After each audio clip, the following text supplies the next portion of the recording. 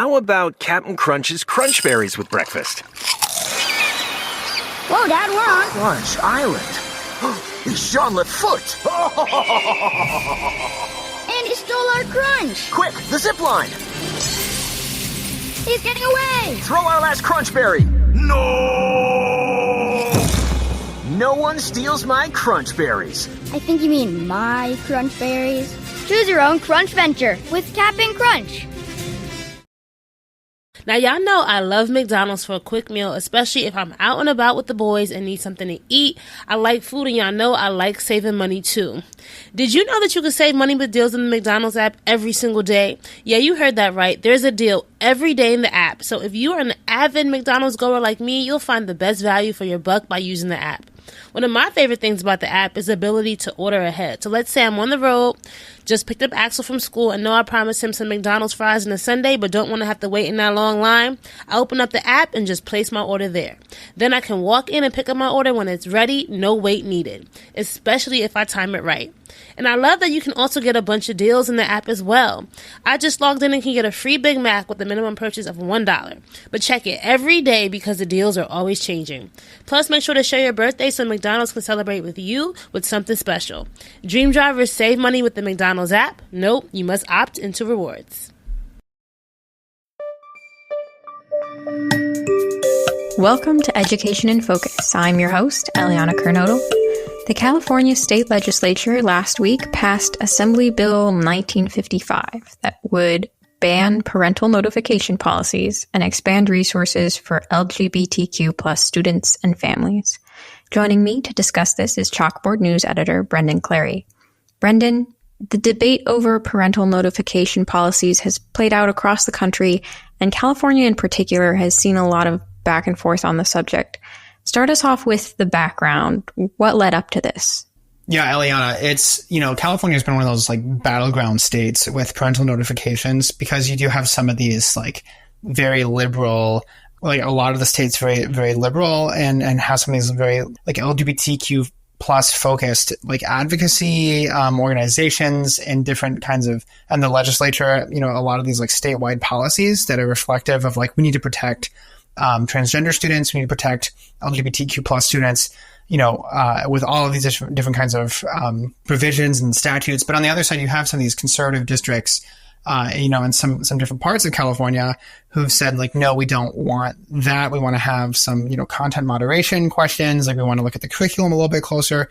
And specifically, we want to have some of these policies in place to have parental notification. And so when we are talking about parental notification, it's students, if they have requested maybe a gender change or to use different pronouns or a different name, then the school would be required to tell them. And there was a couple of, higher profile cases where students had changed their name and had used different pronouns at school, and then parents found out about it much later.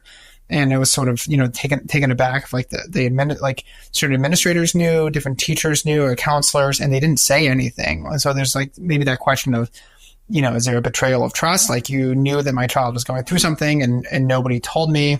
That's sort of the other side of that is, you have more conservative leaning, school boards adopting these policies, in different school districts around California as well. And that's sort of the background of that is that we've had some of these legal fights over this. So there's been litigation recently and specifically there's litigation in California related to two teachers in a school district where the policy was to not notify parents. So if the policy was if a student comes out and says, this is my gender, my new identity, then they were not to tell parents about what was going on with their student, and that there would be lists of student names sent in an email, according to the lawsuit, which I've written about. There'd be a list of here are all the students who are not out publicly to their parents. So make sure that you use these pronouns and this name when writing home, even though in class you're using a different name. So then these teachers were well, I'm being asked to lie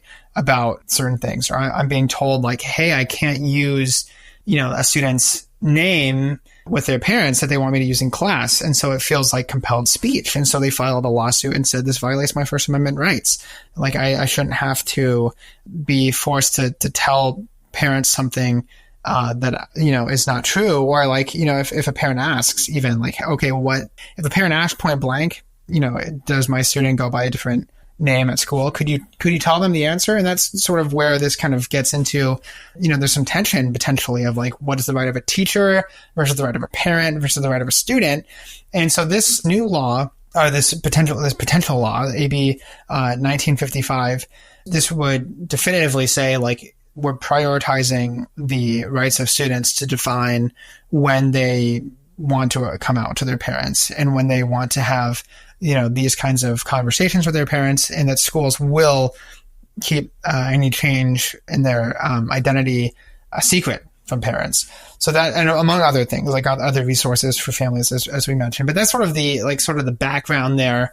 And then this is kind of the big development, right? Of this would be, sort of the biggest change. So the bill has passed through the Assembly, but it's not law yet. It's headed to Governor Gavin Newsom's desk. What do we expect going forward? It's hard to say. I mean, California it's got a lot of the, we have seen a lot of protections there for transgender students already, and LGBTQ plus students more broadly as well. I mean, the state's Department of Education and some of that litigation, it's been pointed out that they have like policies that say, we're going to protect transgender students, and we're going to protect them from being forced to go to their parents if they want to have their gender identity affirmed in a school setting.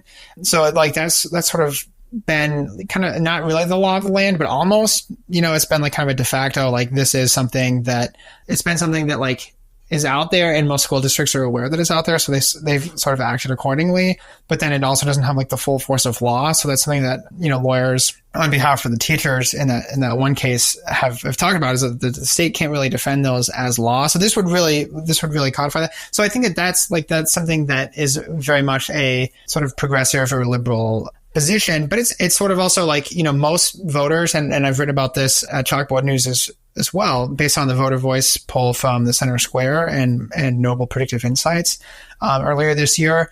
59%, I believe, of voters stand for parental notification policies. Like they're against these policies that would hide changes in identity from parents. So I believe I'm getting that right. But the almost 2/3 of voters, they want parents to be looped into these kinds of conversations. And so I think that there is like sort of an issue there. If you're trying to be as popular as possible when you're a politician, then to make enemies with maybe some of these independent folks or some of these people who are just fired up about being part of the educational process, I think that could get you into trouble to get behind that, given the controversy around this in recent years. Well, Brendan, thank you for your insights on this story. Listeners can keep up with this story and more at chalkboardnews.com.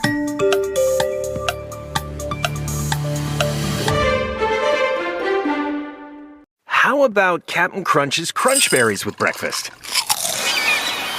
Whoa, Dad, we're on Crunch Island. It's Jean Lafoot. And he stole our crunch. Quick, the zip line. He's getting away. Throw our last crunch berry. No! No one steals my crunch berries. I think you mean my crunch berries. Choose your own crunch venture with Cap'n Crunch. Now, y'all know I love McDonald's for a quick meal, especially if I'm out and about with the boys and need something to eat. I like food, and y'all know I like saving money too.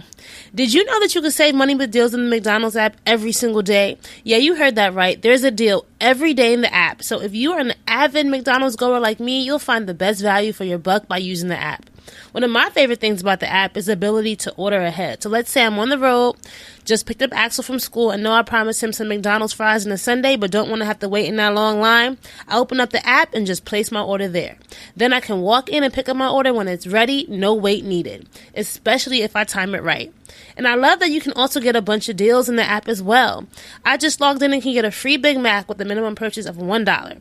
But check it every day because the deals are always changing. Plus, make sure to share your birthday so McDonald's can celebrate with you with something special.